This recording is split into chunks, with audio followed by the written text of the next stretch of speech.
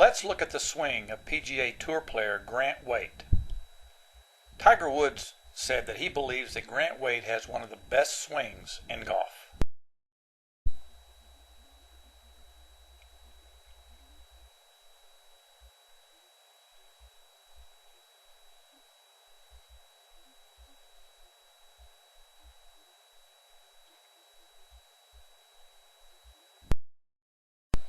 Now let's look at some of the key fundamental positions of the golf swing. But instead of starting at the one position, at the setup, we're going to begin at impact. The impact position is known as the seventh position, also known as the moment of truth. That's because the golf ball only responds to one thing, and that's the laws of physics and motion that exist at the moment of impact. The golf ball is on the face of a club 4 milliseconds. Everything the ball does, the speed of the ball, the launch angle, the initial direction of ball flight, the curve of the ball, everything was caused by the club's position and motion during those 4 one-thousandths of a second. The truth is, if you want to control the golf ball, you must control the club during impact. The club's position at impact is caused by the player's position at impact.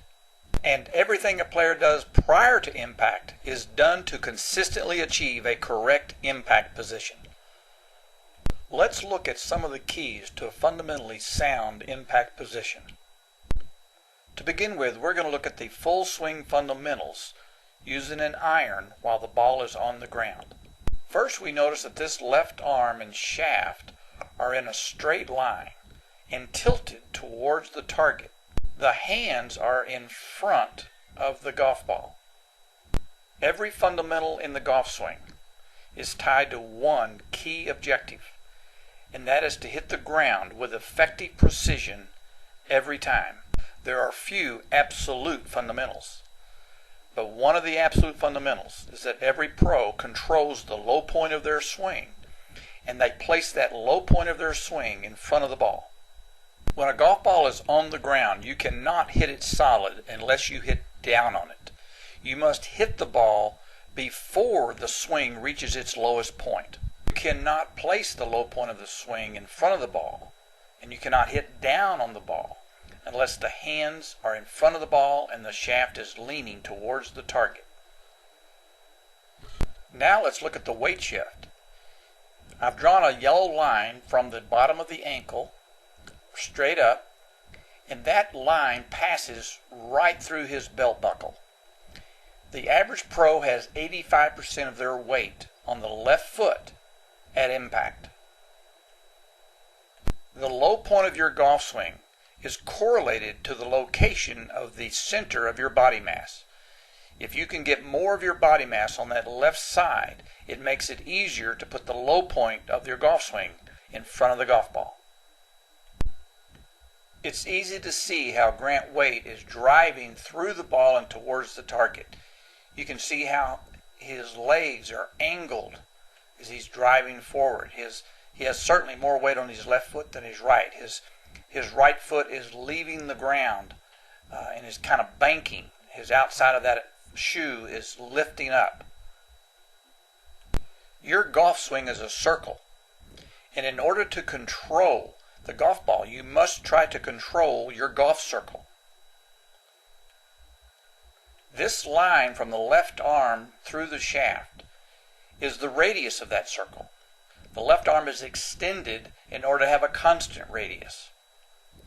The golf swing also has to have a center of the circle. One of the reasons that you'll see the spine tilted back a little bit is that the head is the center of this circle, and it must remain stationary so that the circle stays still as the club swings around the circle. You drive the lower body under the still head. Now let's look at the fundamentals of the other positions of the golf swing and see how they're linked to the fundamentals of impact. This is the one position, the starting position. First, let's look at the feet. You'll notice that Grant flares his feet outwards a little bit. If you look at this left foot, that toe is pointed out towards the target. The reason for this is that it facilitates a good weight shift to the left side in the downswing. If you need to have 85% of your weight on the left foot at the moment of impact, then you need to do things before impact that help you get there. By turning this foot, it makes it easier to shift your weight to that left leg and not roll on the side of the ankle, but more towards the front of the ankle. Now let's take a look at the position of the arms and the club at the setup. The left arm is extended. It's almost extended in the same line as the shaft. The shaft has a lean in it. It's leaning towards the target. His hands are in front of the golf ball. Grant has preset himself at the beginning of the swing in the same position, or close to the same position he wants to have at impact. Now let's take a look at the weight distribution in the setup.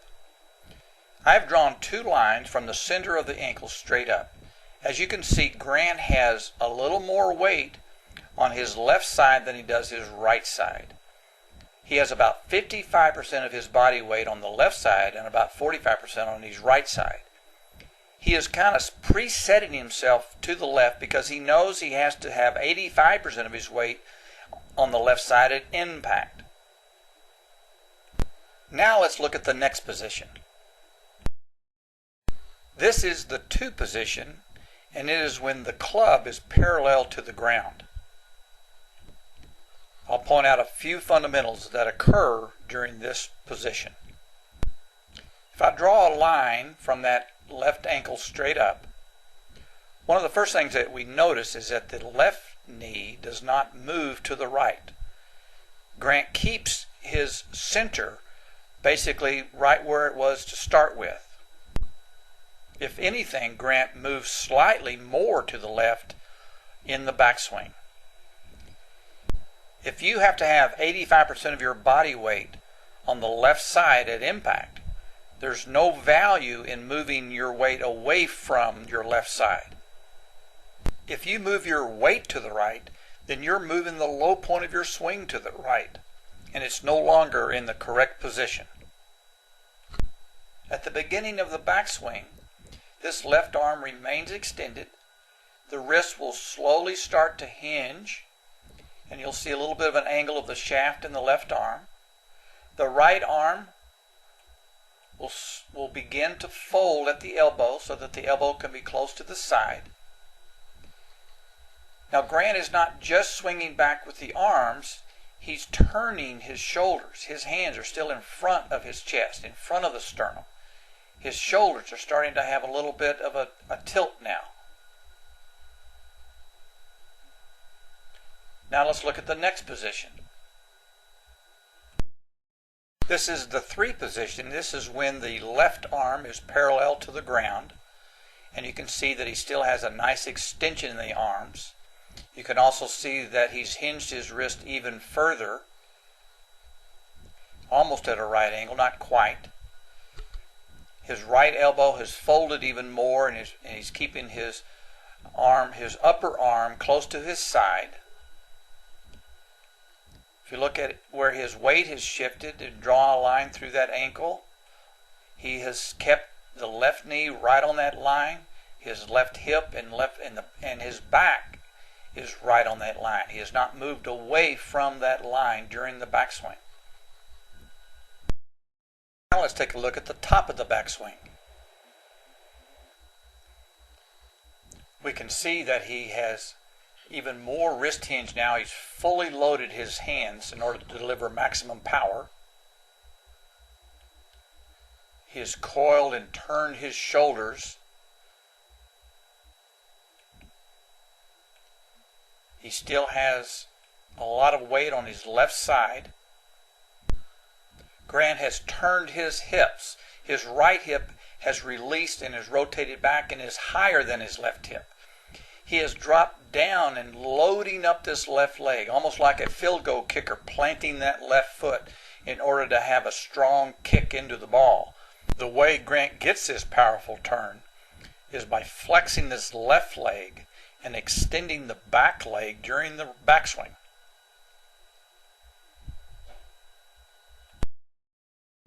Now we are in the 5 position on the downswing. This is when the left arm is parallel to the ground on the downswing. During that movement from 4 to 5, he has increased this angle in the shaft in the left arm. He has loaded even more power in his hands.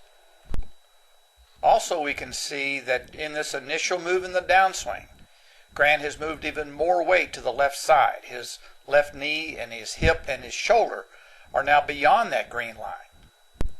This is clear evidence that the downswing begins from the ground up. He is shifting his weight to the left before he unhinges his wrist into the ball. In fact, he is increasing the load in his hands on the downswing while shifting to the left. Now let's look at the 6th position. Many say the 6th position is almost as important as the 7th position, the impact position. Certainly, if you can have a good 6th position, it is easier to have a good 7. When we look at the PGA Tour player swing a golf club, we're going to see a lot of differences in their swing. When you look at them in the one position, the setup, and their backswing, and their takeaway, and what they look like at the top of the backswing, you're going to see little idiosyncrasies in all of their swings. They're going to look different. But the closer they get to impact, the closer they get to position 6 and 7, you'll see those pros start looking more and more the same. So let's take a closer look at this important 6th position. First of all, let's look at this angle right here. The line from the forearm and the right arm to the shaft of the club is almost at a right angle. This is a position achieved only by the best and top players. This right angle is the same as it was at the top of the backswing. On the downswing, they have held that angle all the way to this point. The hands are in front of the thigh. They are in front of the back foot. Their weight is solidly on that left side. That green line from the ankle up is going right through their belt buckle. They almost have all of their weight on that left side. 85% of their weight is already on that left side before they get to impact. All they need to do now from 6 to 7 is unload the hands into the ball. They position their body. They're ready to strike. Now, before we get to impact, I want to point out one other important observation. This is the position between position 6 and position 7. Notice that the hands have crossed this green line before the club has hit the ball. The green line is on the ball. At impact, the club head will be on the ball, but it's clear to see that the hands cross the line before the club does. You want to hit the ball with a shaft angle. So you're not trying to flip the club under your hands. You want to drive the hands in front of the ball before you hit it. You have to have a feeling of this angle from the right arm and the shaft being held back. The back of your right wrist is still angled back. You're not flipping that right hand under. Now we are at impact, and we're not going to go through the fundamentals of the impact position again. Now let's look at the positions after impact. There's going to be a standard uniform look to the post-impact positions because they are the residue and the reflection of what preceded it. So when the positions 6 and 7 have a certain look to them, it creates a certain look in positions 8, 9, and 10. Now here we are in the 8th position, maybe just a little bit before the 8th position. This is when the shaft of the club is almost at a 45-degree angle. I stopped it just prior to the 8th position in order to point out a very important observation. Let's look at the dirt and the divot that was created from the swing. You can see this mass of dirt flying as he hits the ball. This area is where the divots have been taken during each of the swings. That golf ball was sitting right here when he hit it. He hit the ground after the ball, and all of this dirt flew from impact. So he hit the ground after he hit the golf ball. As he goes through the ball and impact, he has maintained a nice extension in the arms. Also, his spine is tilted slightly back, and his arms and his spine and his shoulders are all in sync. Also, it's important to point out, if we draw that line straight up from the ankle, how his right pocket is now starting to move towards the left side. He is not just sliding his hips, he's turning his hips.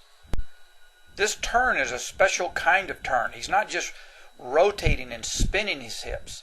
He's turning but also pushing his belt buckle forward, creating a little bit of an arch in his spine, in his lower back, as he extends and straightens his left leg. Also, it's important to point out that Grant keeps the angle in the back of his right hand back just a little bit. He's not flipping and throwing that angle away. He's not throwing that hand under. Now we are in the 9th position. This is when the right arm is extended straight out and parallel to the ground.